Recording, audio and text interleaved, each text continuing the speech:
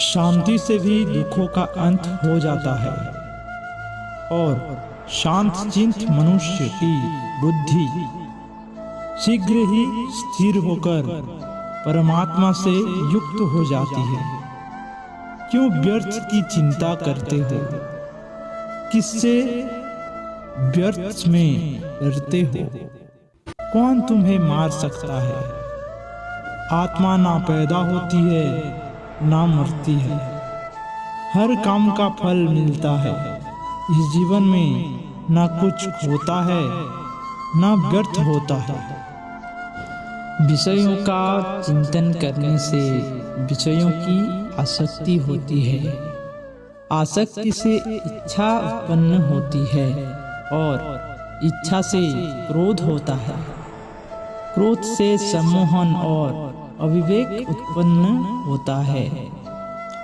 संयम का प्रयत्न करते हुए ज्ञानी मनुष्य के मन को भी चंचल इंद्रियां बलपूर्वक हर लेती है। जिसकी इंद्रियां बस में होती है उसकी बुद्धि स्थिर होती है। जो भी मनुष्य अपने जीवन आध्यात्मिक ज्ञान के चरणों के लिए दृढ़ संकल्प में स्थिर है, वह सामान्य रूप से संकटों के आक्रमण को सहन कर सकते हैं और निश्चित रूप से खुशियां और मुक्ति पाने के पात्र हैं। जब तुम्हारी बुद्धि मोहरूपी दलदल को पार कर जाएगी, उस समय तुम शास्त्र से सुने गए और सुनने योग्य वस्तुओं से भी वैराग्य प्राप्त करोगे। केवल कर्म करना ही मनुष्य के बस में है, कर्म फल नहीं। इसलिए तुम कर्म फल की आसक्ति में ना फंसो तथा कर्म का त्याग भी ना करो। तुम्हारा क्या गया जो तुम रोते हो? तुम क्या लाए थे जो तुमने खो दिया? तुमने क्या पैदा किया था जो नाश हो गया? ना तुम कुछ लेकर आए, जो लिया यही से लिया, जो दिया यही पर दिया, जो लिया इसी ईश्वर से लिया, जो दिया इसी को दिया। जो मन को नियंत्रित नहीं करते उनके लिए यह शत्रु के समान कार्य करता है। खाली हाथ आए और खाली हाथ वापस चले जाओगे। जो आज तुम्हारा है कल और किसी का या परसों किसी और का होगा। तुम इसे अपना समझकर मग्न हो रहे हो।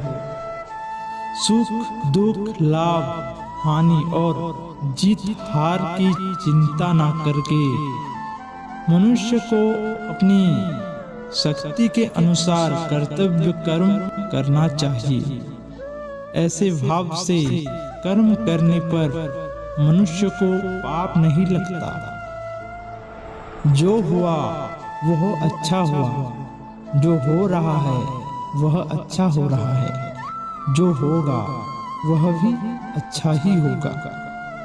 तुम भूत का पश्चाताप ना करो, भविष्य की चिंता ना करो। वर्तमान चल रहा है। क्रोध से भ्रम पैदा होता है, भ्रम से बुद्धि व्यग्न होती है। जब बुद्धि व्यग्न होती है तब तर्क नष्ट हो जाता है। जब तर्क नष्ट हो जाता है तब व्यक्ति का पतन हो जाता है। सम्मानित व्यक्ति के लिए अपमान मृत्यु से भी बढ़कर है।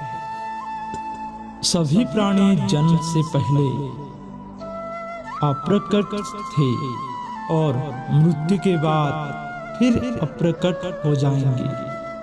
लेकिन जन्म और मृत्यु के बीच प्रकट दिखते हैं। फिर इसमें सोचने की क्या बात है? परिवर्तन संसार का नियम है।